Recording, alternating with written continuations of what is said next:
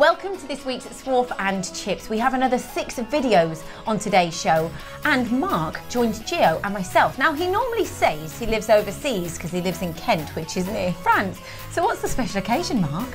Je ne comprends pas. Je suis désolé, Mark.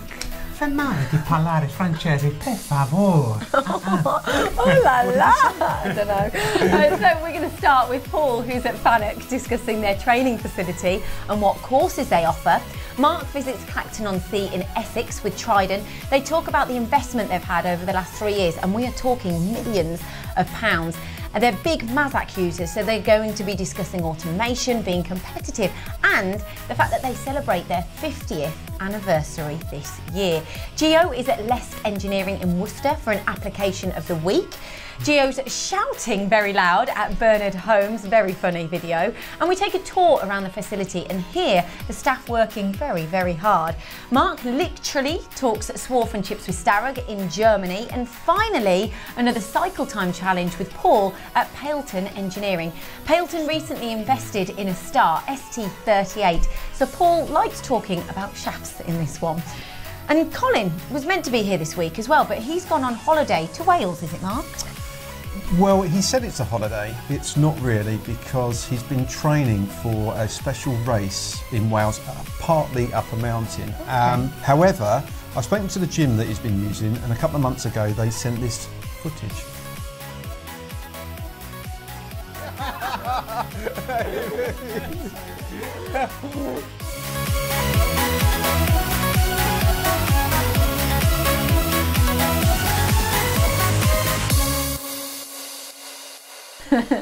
Actually, I think this is what happens with old age now, because he's just turned, what, 60, 70? Well, I think when he walked in, he was looking in a mirror, to be fair. Yeah. I hope he didn't hurt himself. It looked like quite a nasty fall. Probably checking out another woman. Anyway, enough about Colin. So over to Paul at Fanuc. Does he need any training? Because it's been a while. So often on Swarf and Chips we're talking about technology, we're talking about machines in action, cutting tools and the like. We don't often talk about what goes or what figures after that, which is what I'm here today at Fanuc to talk about. Tony, we're here in the Training Academy. Can you give us a little bit of an overview of what happens in here and the sheer extent of your facility? Sure. We invested over £300,000 on the equipment in our academy for up to 32 students to learn basic, advanced maintenance electrical on any Fanuc product.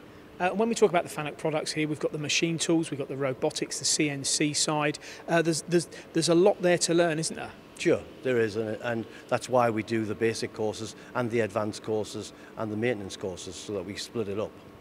Thousands of machines are sold around the UK every year, whether they be new or used. So lots of engineers are after training. Why do you believe this academy has been so popular, and why engineers are selecting Fanuc to do their training? The engineers who do the training, or the instructors as we say, are experienced field service engineers, so that they get to know the guys. It's very personal in the training. It's very hands-on training, and the word spreads. You know, we do have some advertisement, but the word gets out. We get to know people, and we get more training. Talking about a course in general, let's take a machine tool, a robo drill, for example, a robo cut. How long would a course be, and what would it involve?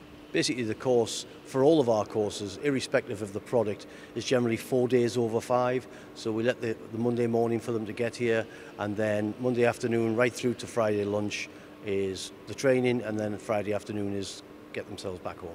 Quite centrally located here as well in Coventry, aren't you, in Anstey Park? Do you think that helps? Absolutely, it's in the Midlands, so we have all the motorways from the whole country feeding into the Midlands, so yeah.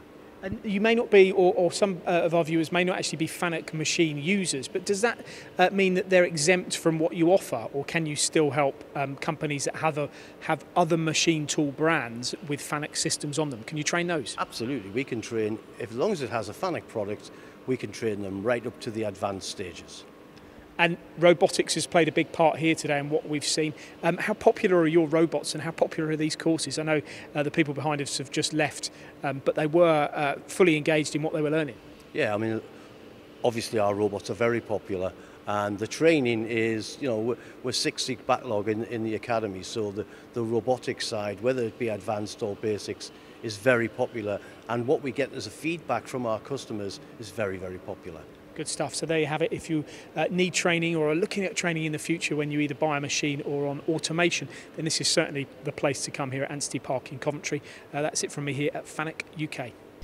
What I like is we did a big video, didn't we, for the opening of Fanuc's headquarters, and now it's thriving. This is what's exciting. You can see the progression. And when you look at Anstey Park, you've got the MTC over the road. I mean, it's fantastic, middle of the country. It's absolutely perfect what they're saying about the training facility. But what I like about it is that you can go from an advanced to a basic course, but also maintenance as well. And that's over a sort of a week period, which is great. Oh, I just think it's genius from Fanuc for a few reasons. I think that 90% of people, well, a large percentage of people use Fanuc programming language. So not necessarily have a Fanuc machine or a Fanuc product. To get people in that have not been a Fanuc customer before to get to see this fantastic facility and learn about robotics as well, automation and all the other products they have, it's genius. It's a sales tool naturally, because if they're using the Fanuc, they're around it, you're absorbed by it, and that's the same with apprentices as well. Brilliant. I think Paul could go for a basic training week. You need one, what he said last week. Yeah, I know, yeah. Tell me about it. Gosh, the abuse you give one another. We've got a magazine coming out. Yeah, just wanted to actually mention that our second edition of the MTDCNC magazine is going to be hitting desks next week. Got 14,000 issues going out to engineering companies across the UK and Ireland, but also we're going to be at the TCT show with the magazine as well. Yeah, okay. And I'll be looking to deliver some of these magazines personally to end users around the country. So look out, I'll be there. I'll be there. Yeah, I'd like that. Still to come, we hear about Mazaks standing the test of time at Lesk. Geo gets noisy at Bernard Holmes.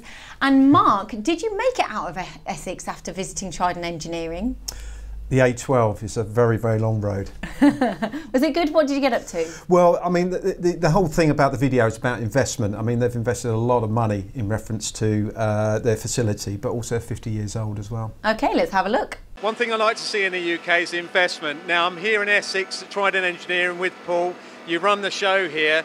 You're 50 years old, not you personally, but we're going to walk around your facility and you're going to tell us about your investment over the last 3 years. Yeah, we've just recently invested in this new Mazak Palatech system. Gives us 24/7 lights out running, fantastic bit of kit, paying for itself. You know, it's fantastic, never misses a beat really, especially with the Renishaw software on it. And would you actually buy another one based on the automation cell? Yes, yeah, I definitely would. With the other 5-axis capabilities we've got within Tridan, we've got the large 700 capabilities and the 500s, so we've got a fair scope of 5-axis capability available. And what type of work are you doing on these? Mainly aerospace, motorsport, medical. They're our big three. And just day shift? No, day shift, night shift, and there will be a new shift pattern going on. And when you look at the investment, I see that you've got a lot of Mazaks there. There's a good partnership there. Why is that? You get what you pay for with Mazaks. Customer service is pretty good. The machines run. The beauty is, because we've got one Mazak, everybody can run. Once they can run one, they can run them all. And when you look at your tooling needs as well, who do you work with here? ISCO and ITC are our main two people we work with tooling-wise. Is that because of the complex jobs that you have and the type of tools that they're good at making? It's mainly the support they give. We get a tooling rep come in once a week from both companies, so any problems we've got, we can deal with them at source. And when you look at your 50 years, has it mainly been in sort of aerospace and motorsport? No, aerospace has mainly been just the last 10 years. Before that, we were predominantly for the local industries, the likes of Paxman's, the Lathe Company, those sort of people. And when you look at this recent investment in the £2 million over the last 3 years, why? Tell me, is that because you need to get more business? Not so much to get the business, it's the quality of products. If you stand still, you're not going to go anywhere. And constantly investing in the new machinery allows us to serve our customers better, turn things around quicker. It makes sense. And one thing I've noticed over here, you've gone from 5-axis, you've gone to lathes, and you've got a fantastic, fairly new ST38 from Starr. Now, why is that? We actually had this as a turnkey part. It was brought to us via Starr for one of our medical component customers. This we used to be doing through lathes and milling, and it used to take us well over an hour a piece to do. We've now halved that time just by using this machine. And put it this way, we're doing large parts like that to parts smaller than that. So the versatility in the sliding head is there. And what's the time saving and the cost, you think? Time saving wise, we usually save a good 50% on parts, probably more. And this looks a bit turnkey, it's not standard, is it? No, this one is a bit of a one of a kind. It's got two different guide bush systems on it, mainly because of that part. And most companies, when you're investing, it's for a reason. So all this investment, have you got spare capacity available? Yeah, we've still got capacity available. Yeah, we've got capacity. We can offer about a 9-10 week lead time at the present moment in time. So, and the type of companies that you would like to attract to Tridan, who are they? Mainly blue chip, aerospace companies, things like that, but we'll look at anybody really. Well, I wouldn't say that we're in sunny Essex today, but you can see that Tridan Engineering have really invested a hell of a lot of money over the years, and obviously it gives them capacity. Back to you guys. And as he said, if you stand still, you're not going to go anywhere, isn't? You know, you can see that because of the success he's got already. Yeah, definitely. I think that Tridan Engineering, what a fantastic company there. And I mentioned the aerospace industry, they've invested a lot in automation. Now, you know, when you're doing medium-sized batches, low-volume batches, like they've got there, but with aerospace work, it tends to repeat every month. Yeah. And people are really getting involved in automation, and it's just totally changing the way that they work, and it's making them so much more profitable now. And the main reason I was there, and a video to follow, is that Renishaw really helped them with this process, because the type of work they were looking at in the motorsport as well as aerospace, they're using the probing system, but they weren't really using it to its full effectiveness. So therefore, they've really helped them, and that machine that they've got there is actually just 24/7 now. It's amazing, impressive workshop. Next up, Gio heads to Lesk Engineering and films a very nice component for the Morgan sports car. Today MTDCNC have travelled to Lesk in Worcester for the application of the week.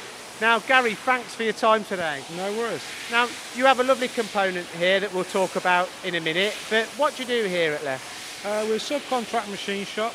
We cover a wide range of different industries, defence, aerospace, machine tool, communications. So yeah, it's anything that comes in through the door we'll have a look at really. Now we've got a component here. What is the component and what machines do you manufacture it on? Well, this particular component is a rear hub off a Morgan sports car. We do you know, a couple of different types of these, and we manufacture these almost completely on a Mazak.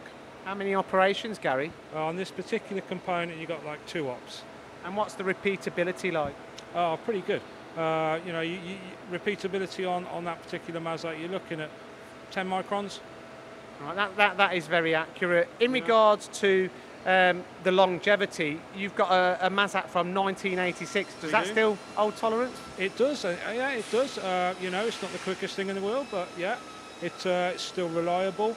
It's always working. It's always, you know, making chips, which is what it's all about. Yep, it's making them Swarf and Chips. Absolutely. Now, Gary, you've invested in 9 more Mazaks since that first purchase? Yeah, we've got a total of 9 Mazak lathes. All our lathes are exclusively Mazak.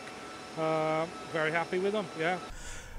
I can't believe that's 2 ops, because that's quite a complicated part. Yeah, no, it is a complicated part, and they've really got the process down now to a T. And what was really great about this visit, we went there for the application really, but whilst we were there, he mentioned that there was another Mazak there from 1986 that was still producing parts. Since they purchased that machine, they've purchased another 9 Mazaks. It just really shows how Mazak has lasted the test of time. Can you actually just quickly explain like the spindles and the directions and everything, how it actually gets so how machined? they've actually manufactured this component. So it started off in the main spindle. They've done all op 1, all the features, the milling features as well, the threads and the gear, and then it's been transferred to the second spindle and it's been completed. There's only 1/3 operation that gets subbed out.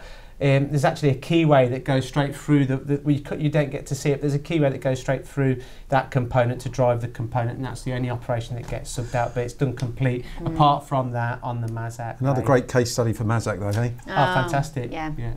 Yeah, as I say, a brilliant case study for Mazak. Still to come, we see Starrag machines reproducing Starrag machines, and still we discuss that long shaft at Pailton with a great cycle time challenge. But next up, Gio's being noisy at Bernard Holmes. Today we've travelled to Bernard Holmes. Now this is a fantastic UK manufacturing success story, and we're going to discuss the importance of the investment over the years. Now you're the third generation, Russell, and can you tell me, when were you established? The company was established in 1960 by Bernard Holmes himself. My father took the company on along with my mother in 1979, and my father died 12 years ago, and myself, my mother and my cousin Simon carried on running the company from there. Now the company started in a shed, am I correct? Yeah, tin shed, zinc roof shed, other side of the village that we're in now basically. And when did you buy your first CNC? 1997, and it was a Nakamura. And why did you buy a Nakamura? What were your considerations when buying the Nakamura? Well, to be honest, it wasn't me, it was my late father, but we were just a typical manual machine shop, a normal little job shop. We just moved into this big factory, and we knew that we had to go down the CNC route, and we were a bit late getting into it compared to a lot of people, and we went with the Nakamura as the first machine. And was that successful for you? Look around. We carried on buying machines year in, year out ever since. And do you still have the Nakamura? Yeah, we do. Yeah, it's still going strong actually.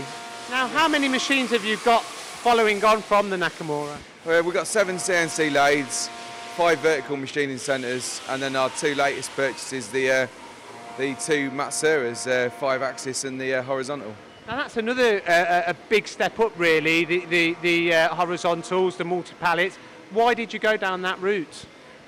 We were just doing bigger and bigger volume work, and it was sort of tying up our normal single table machines, and we needed to sort of up our game really to be able to keep up with the work that was coming in. One thing we've noticed from this visit is that you've been continually investing in the latest technology, and if you had to give some advice to the viewers, what would be your advice in regards to investment? Just keep investing. Invest almost as much as you possibly can. That's served us well. 20 years we've done what we've done because every time we can afford to spend some money, we've spent it. And don't be afraid to try something new.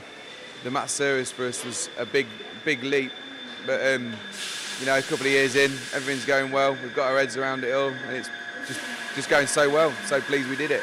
Russell, thanks for your time today and the insight into your company. So there you have it, Lindsay, a great success story from Bernard Holmes. You were shouting a bit there, weren't you, Gio? You're so loud in there, Lindsay. You just couldn't hear yourself speak. But this is the thing. The thing that we've seen in the past 2-3 videos is all really, really busy machine shops. Well, to me, if you're not reinvesting, you're not buying the latest technology, you're not winning the best business in the marketplace. And I think that's what subcontractors like Bernard Holmes have really sort of... And also Tridan as well. Yes. They've really sort of gone down this path, and I think it's well, make sure you watch the full video that Paul's done as well on this company. It's really interesting. But Russell told me off camera that when his father started the company, it was in a shed.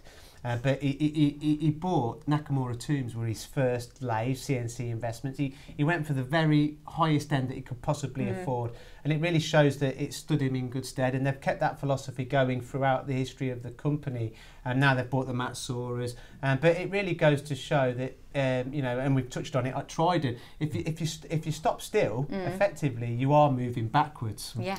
And also finance helps these days a little bit more because you really sort of can lease machines where you can't afford to buy them outright. So there is a lot more lending out there, isn't there? Yeah, the manufacturers. But the manufacturers want to sell you the machines, and if that's the best way nowadays for people to sell the machines, they are helping people with that investment, aren't they? Definitely. Absolutely. It makes it affordable for them, don't it? Yeah, and if they've got the work to feed them machines, they can see a quick return of investment. Yeah, definitely. So the message here is to keep investing for the future. So reproduction next up at Starrag.